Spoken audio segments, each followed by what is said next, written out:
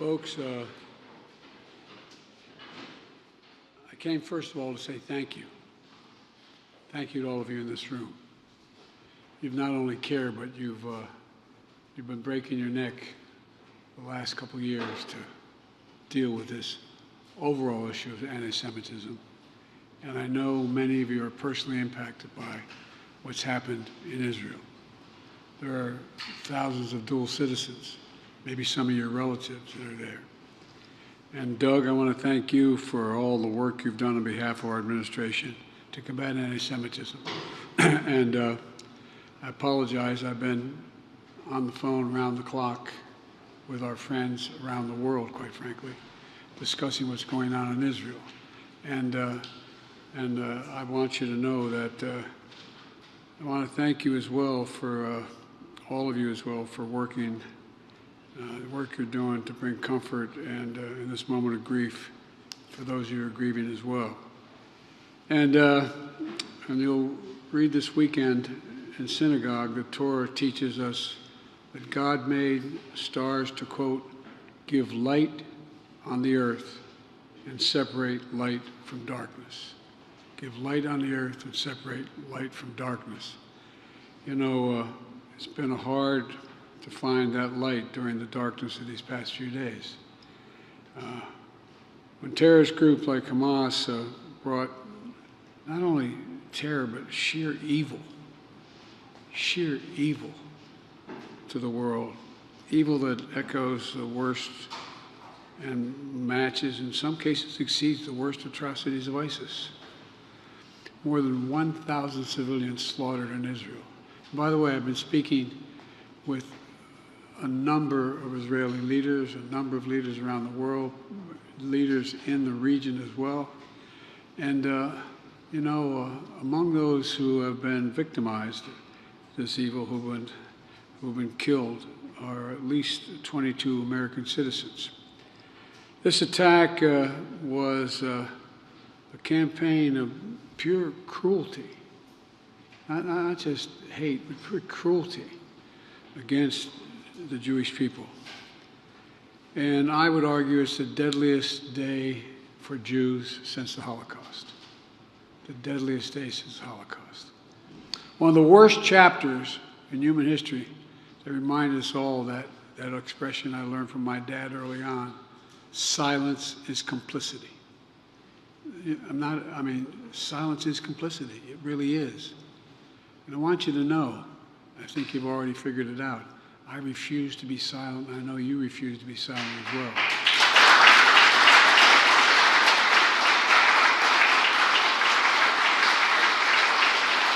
And you all, I know you're here with my senior staff, you all represent a voice that America has to hear. America can't be silent. You know, we not only reject terrorism, but it goes beyond that. It goes beyond rejecting terrorism. You know, I spoke with Prime Minister Netanyahu for I don't know how many times, but again this morning. And already we're surging additional military assistance to the Israeli Defense Force, including ammunition, interceptors to replenish the Iron Dome, and we've moved the U.S. carrier fleet to the Eastern Mediterranean, and we're sending more fighter jets there in that region, and made it clear to the Iranians, be careful. We want to make it real clear. We're working on every aspect of the hostage crisis in Israel, including deploying experts to advise and assist with recovery efforts. Now, the press is going to shout to me, and many of you are, that, you know, what are you doing to get these folks home? If I told you, I wouldn't be able to get them home. Folks, there's a lot we're doing. A lot we're doing. I have not given up hope on bringing these folks home. But the idea that I'm going to stand here before you and tell you what I'm doing is bizarre. So I hope you understand how bizarre I think it would be to try to answer that question. In the days ahead, we're going to continue to work closely with our partners in Israel and around the world to ensure Israel has what it needs to defend its citizens, its cities, and to respond to these attacks. As I said yesterday, my commitment to Israel's security and the safety of the Jewish people is unshakable. The United States has Israel's back. and I have yours as well, both at home and abroad. You know, you can see the pain in some of your faces. I walked into this room. You okay, kiddo? Well, your fear for family, friends back in Israel. You worry about kids being targeted in school, about going about their daily lives. You're hurt by the downplaying of Hamas's atrocities and blaming Israel. This is unconscionable. And I've asked members of my team, including Homeland Security Secretary Mayorkas and Attorney General Garland, to work intensively with our Jewish community partners so many of you here to set up security around Jewish life in America, identify, prevent, and disrupt emerging threats that occur.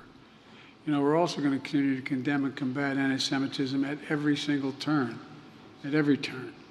You know, the past few days have been a solemn reminder that hate never goes away. Hold on a second, I used to think you could defeat hate, that you could make it, all it does is go underground. It just goes underground, it doesn't go away. It only hides until it's given a little oxygen, a little bit of oxygen. And that's why I've secured the largest ever increase in funding for physical security for nonprofits, including synagogues, Jewish community centers, Jewish day schools. And in May, we released the first ever national strategy to counter anti-Semitism with the input from many of you in this room. Many of you in this room helped write that. It's the most ambitious, comprehensive effort to combat anti-Semitism in American history, in all of American history. And we're aggressively implementing it. But we must all do our part and forcefully speak out against anti-Semitism and push back against the attempts to deny or distort the facts. To make clear, there is no place for hate in America. Not against Jews, not against Muslims, not against anybody.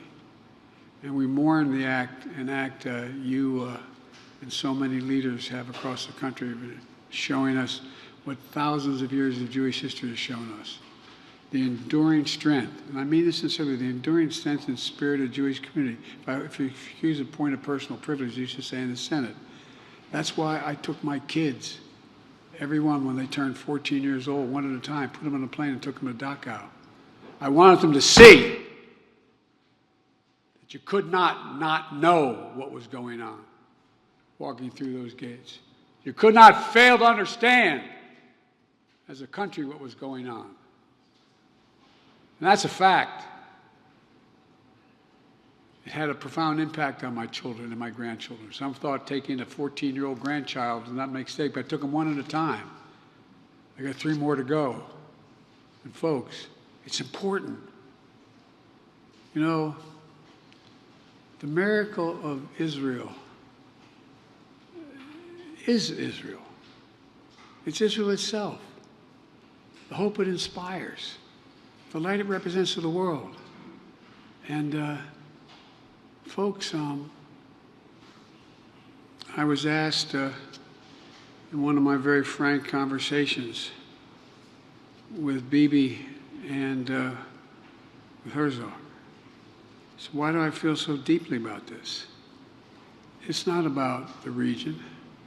I truly believe, were there no Israel, no Jew in the world would be ultimately safe. It's the only ultimate guarantee. The only ultimate guarantee. The only ultimate guarantee.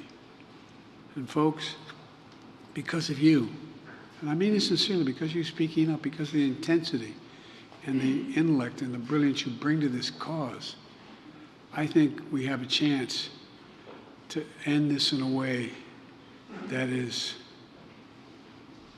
makes it very difficult for it to be repeated. I want to thank you for your leadership. And as I said, there's a lot to talk about. But I'm really, quite frankly, concerned as to, it's hard to talk about this without detail. And it's contrary to our interests to let out the detail of what we're going on. I mean, this is just round the clock, as you understand. You fully understand. But, you know, I've known Bibi for over 40 years. In a very frank relationship. I know him well.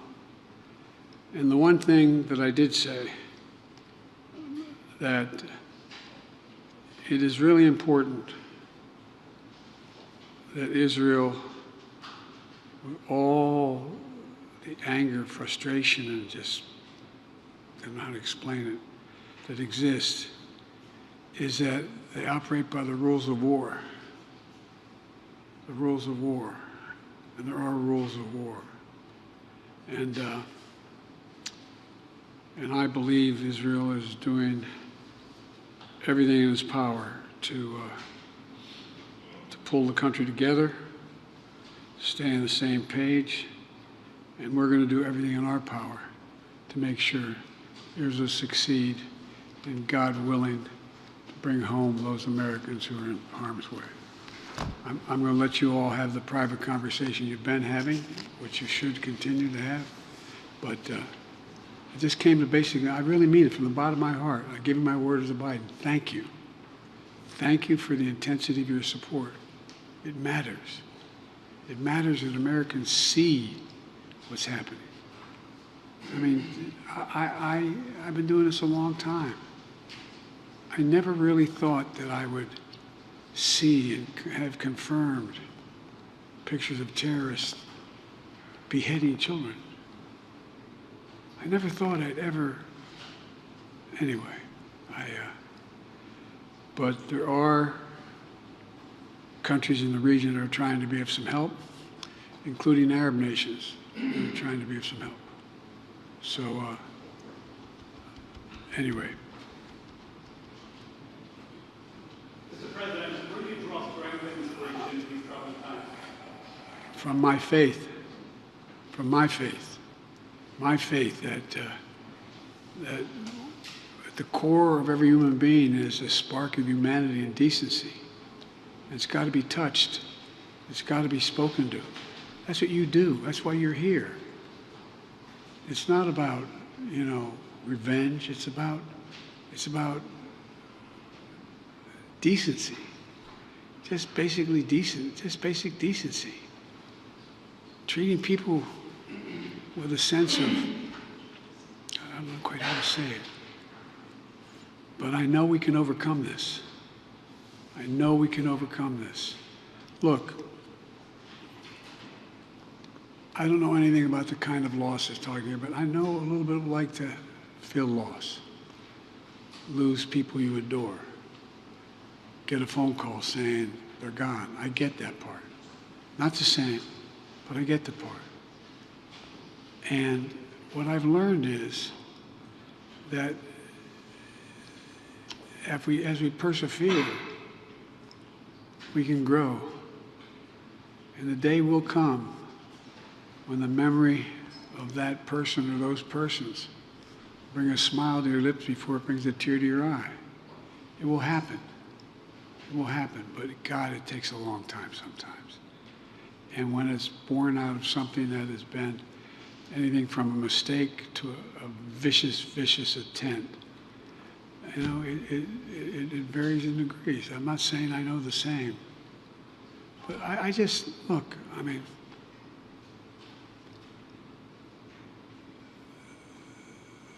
I'll never forget, well, I won't go into that.